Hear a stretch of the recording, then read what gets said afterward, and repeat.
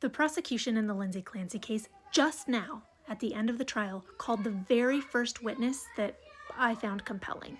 Stick around, I'm going to show you some of the footage from his testimony, and I want to hear from you if you found him compelling as well. But there's a problem, because with these prosecutors, of course there is.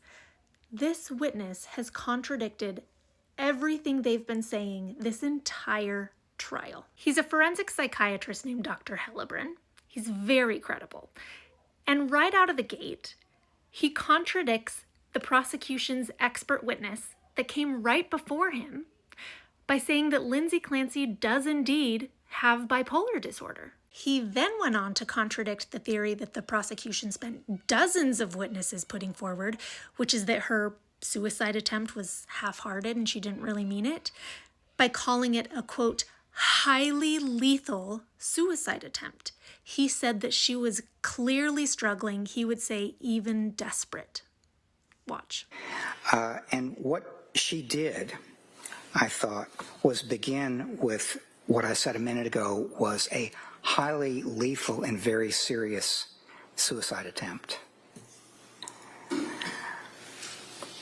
And that was preceded by It was preceded by months of thoughts and impulses about you should harm yourself, you should kill yourself, your brain is damaged, that sort of thing. And that, I think, is the beginning of the way to understand what happened that day. And when the prosecution was cross-examining the defense's expert witness, they said, motive doesn't really matter. Why were you trying so hard to find a motive? You don't have to have a motive, do you? And yet this expert witness said it was imperative that he find the motive for Lindsay Clancy.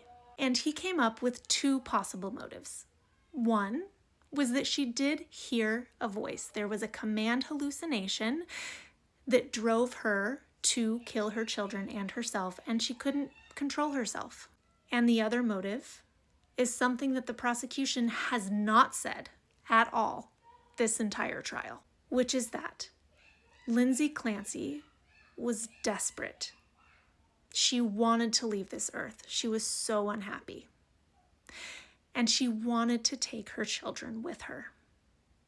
And so that's what she did. But I want you to hear it from him, and you tell me if you also find him compelling.